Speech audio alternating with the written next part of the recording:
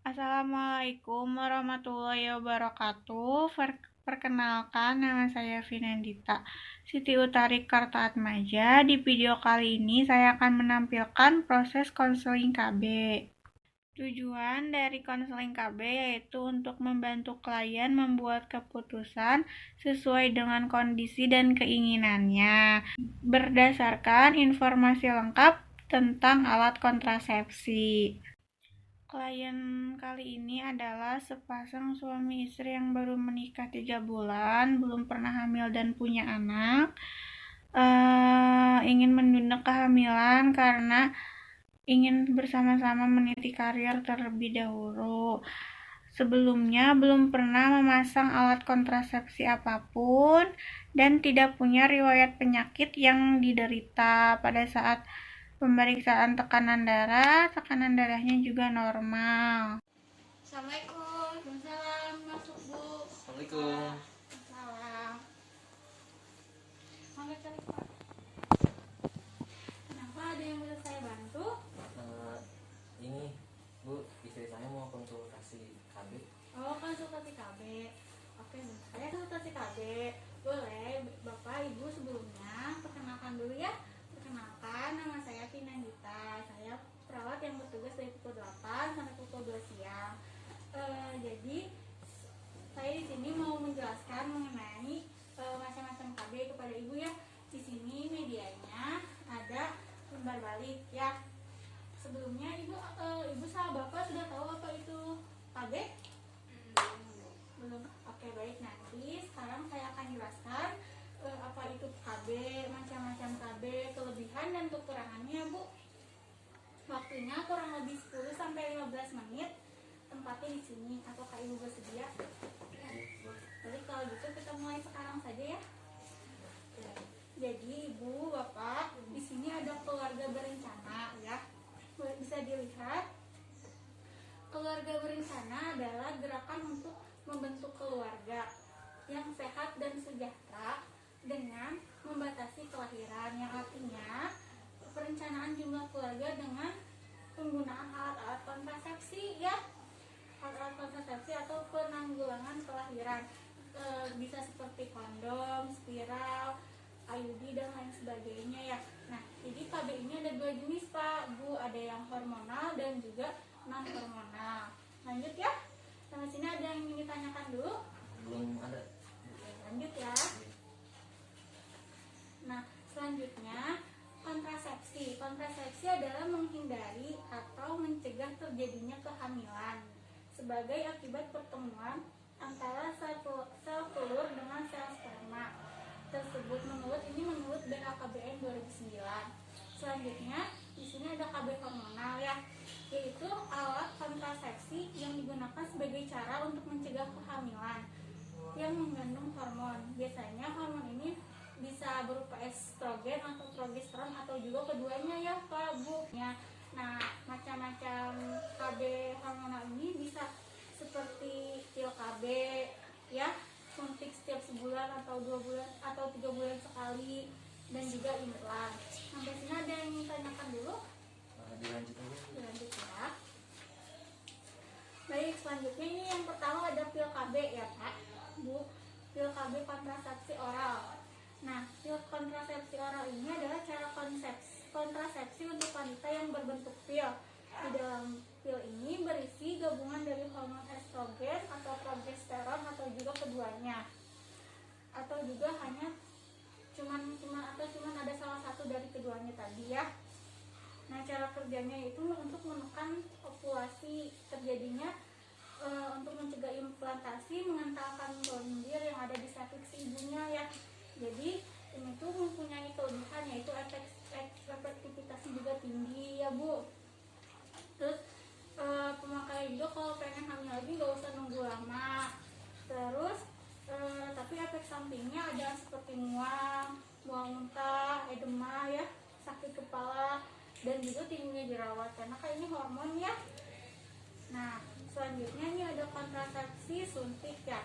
Kontrasepsi suntik ini adalah juga sama untuk mencegah kehamilan, yang caranya dengan menyuntikkan obat ya ke dalam tubuh si ibunya.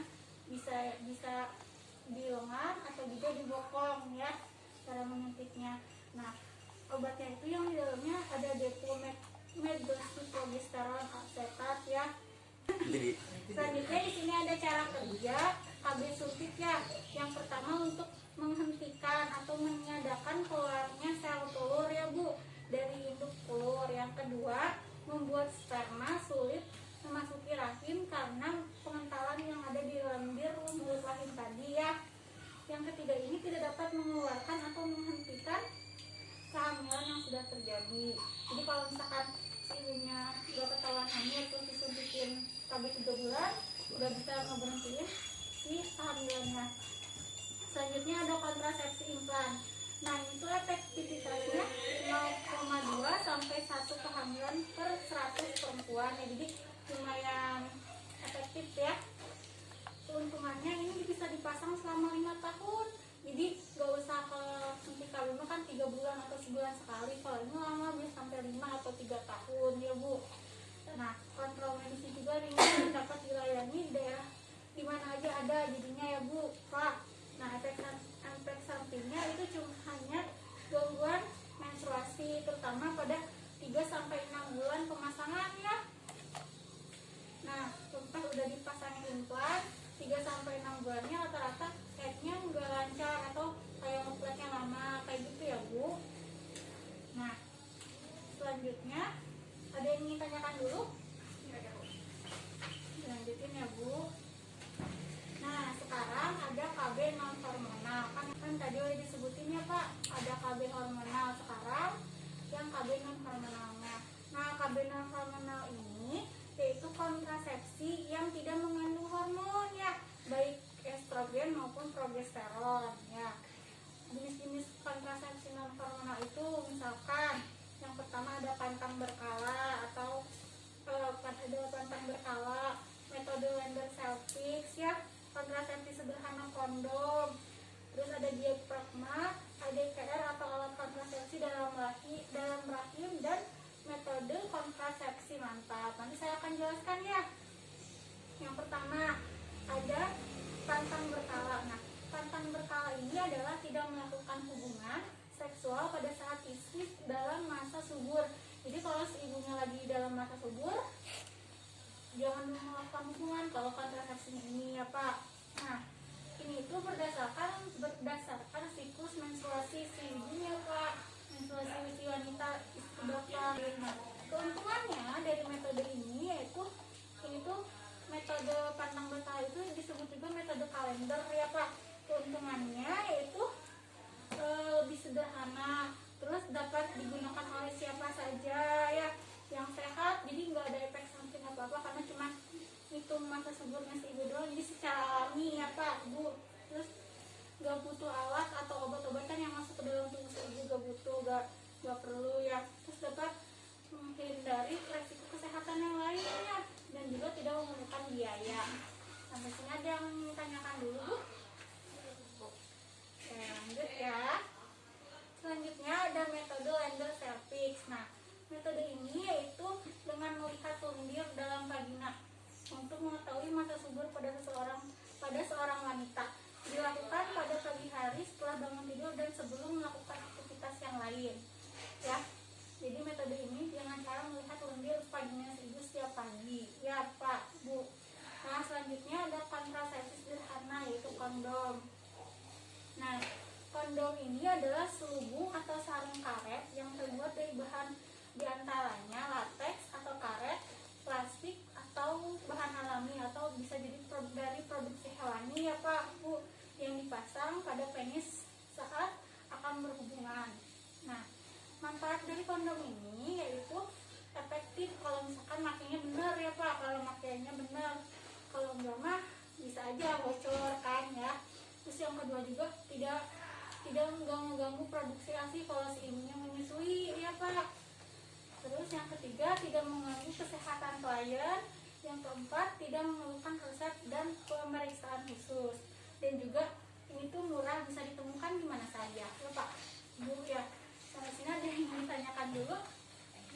Lanjut ya. Iya. Nah, tapi keterbatasan dari metode kondom ini yang tadi sudah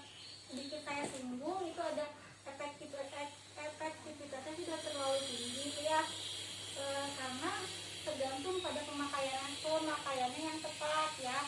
Terus adanya pengurangan sensitivitas pada penis, harus tersedia setiap. Jadi kalau misalkan ini selalu berhubungan, si kondomnya harus selalu ada ya. Terus perasaan terus ada juga beberapa kasus yang merasa malu membeli ke tempat umum ya. Nah, cara kerjanya itu dengan cara menyebabkan sel membran sperma menjadi pecah, memperlambat pergerakan sperma dan menurunkan kemampuan pembuahan sel telur. Selanjutnya ada metode diafragma ya Pak Bu. Nah, ini itu merupakan cup berbentuk bulat cembung terbuat dari latex atau karet yang diinsersikan ke dalam vagina sebelum berhubungan seksual sehingga menutup serviks. Cara kerjanya yaitu dengan cara menahan sperma agar tidak dapat akses mencapai saluran alat reproduksi dengan reproduksi bagian atas. Sampai sini ada yang ditanyakan dulu. Selanjutnya ada ADKR atau alat kontrasepsi dalam rahim. Nah, ini itu dengan cara memasukkan alat ke dalam rongga rahim ya Pak. Ini tuh biasanya untuk menghambat sperma masuk ke dalam tuba Fallopi. Nah, ini tuh alat ini tuh bisa disebut dengan IUD ya Pak. Jadi kelebihannya yaitu dapat ADKR dapat efektif segera setelah pemasangan. Jadi pas udah masang nih, Bapak langsung berhubungan, nah itu bisa efektif tidak untuk mencegah kehamilan. Yang kedua, bisa metode jangka panjang, ini paling lama bisa sampai 10 tahun ya. Jadi cuman bisa jadi 10 tahun baru dicopot si alatnya dalam rahim ini ya Bu ya. Terus sangat efektif, jadi sangat efektif juga karena nggak harus sebulan sekali disuntik, nggak harus 3 tahun sekali dan copot implan yang kayak gitu yang tadi sudah saya sebutkan ya Pak. Tidak mempengaruhi ASI juga. Sampai sini ada yang ditanyakan dulu.